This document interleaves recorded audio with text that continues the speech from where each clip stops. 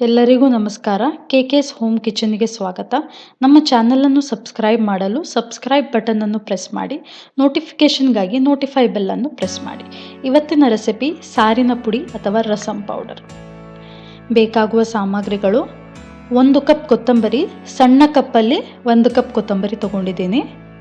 ನಿಮ್ಗೆ ಎಷ್ಟು ಬೇಕೋ ಅಷ್ಟು ತಗೋಬೋದು. ಅರ್ಧ ಕಪ್ ಜೀರಿಗೆ, 1/4 ಕಪ್ ಮೆಂತೆ, 7 ರಿಂದ 8 ಬ್ಯಾಡಗಿ ಮೆಣಸು, 1 ಟೀ ಸ್ಪೂನ್ನಷ್ಟು ಇಂಗು, 2 ಟೀ ಸ್ಪೂನ್ನಷ್ಟು ಎಣ್ಣೆ. ಒಂದು ಪ್ಯಾನ್ ತಗೊಳ್ಳಿ, ಅದಕ್ಕೆ ಎಣ್ಣೆ ಹಾಕೊಳ್ಳಿ. ಎಣ್ಣೆ ಸ್ವಲ್ಪ ಬಿಸಿ ಆದ ಮೇಲೆ ಅದಕ್ಕೆ ಮೆಣಸು ಹಾಕಿ, ಮೆಣಸನ್ನು ಸ್ವಲ್ಪ ಫ್ರೈ ಮಾಡ್ಕೊಳ್ಳಿ. ಒಂದು ನಿಮಿಷ ಫ್ರೈ ಮಾಡ್ಕೊಂಡ್ರೆ ಆಯಿತು. ಫ್ರೈ ಮಾಡ್ಕೊಂಡ್ಮೇಲೆ ಅದನ್ನು ಬೇರೆ ಪಾತ್ರಕ್ಕೆ ಶಿಫ್ಟ್ ಮಾಡಿ. ಇವಾಗ ಪುನಃ ಎಣ್ಣೆ ಹಾಕೋದು ಬೇಡ, ಇರೋ ಎಣ್ಣೆಯಲ್ಲೇ ಮೆಂತೆ ಮತ್ತು ಜೀರಿಗೆನ ಒಂದು 30 ಸೆಕೆಂಡ್ ಫ್ರೈ ಮಾಡ್ಕೊಳ್ಳಿ. ತುಂಬ ಫ್ರೈ ಮಾಡ್ಕೋಬೇಡಿ, ತುಂಬ ಫ್ರೈ ಮಾಡ್ಕೊಂಡ್ರೆ ಅದು ಕಹಿ ಬಂದ್ಬಿಡತ್ತೆ. ಸೊ ಒಂದು 30 ಸೆಕೆಂಡ್ಸ್ ಫ್ರೈ ಆದಮೇಲೆ ಅದಕ್ಕೆ ಕೊತ್ತಂಬರಿ ಹಾಕ್ಕೊಳ್ಳಿ.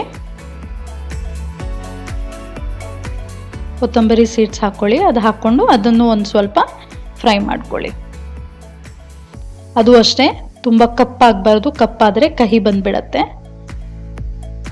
ಸ್ವಲ್ಪ ಫ್ರೈ ಆದಮೇಲೆ ಗ್ಯಾಸ್ ಆಫ್ ಮಾಡಿ.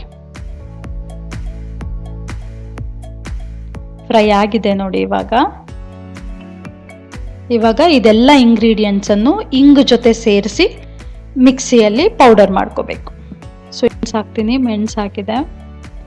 ಹುರಿದಿಟ್ಟಿರೋ ಕೊತ್ತಂಬರಿ, ಜೀರಿಗೆ, ಮೆಂತೆ ಎಲ್ಲ ಹಾಕ್ತೀನಿ. ಅದ್ರ ಜೊತೆ ಇಂಗು ಹಾಕಿ ನೀರು ಹಾಕದೆ ನುಣ್ಣಗೆ ರುಬ್ಕೋಬೇಕು.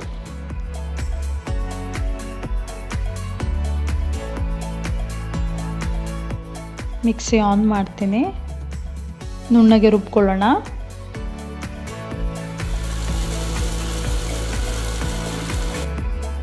ನೋಡಿ, ನುಣ್ಣಗೆ ರುಬ್ಕೊಂಡಿದ್ದೀನಿ. ಇವಾಗ ಸಾರಿನ ಪುಡಿ ಅಥವಾ ರಸಂ ಪೌಡರ್ ರೆಡಿಯಾಗಿದೆ. ಇದನ್ನು ಫ್ರಿಜ್ಜಲ್ಲಿ ಇಟ್ಟರೆ ತುಂಬ ದಿನ, 1 ವರ್ಷ ಎಲ್ಲ ಸ್ಟೋರ್ ಮಾಡ್ಬೋದು. ಡೀಟೇಲ್ ರೆಸಿಪಿಗಾಗಿ ನಮ್ಮ ಬ್ಲಾಗ್ kkshomekitchen.blogspot.comಗೆ ವಿಸಿಟ್ ಮಾಡಿ. ಲಿಂಕನ್ನು ಡಿಸ್ಕ್ರಿಪ್ಷನ್ ಬಾಕ್ಸಲ್ಲಿ ಹಾಕಿದ್ದೇವೆ. Thank you.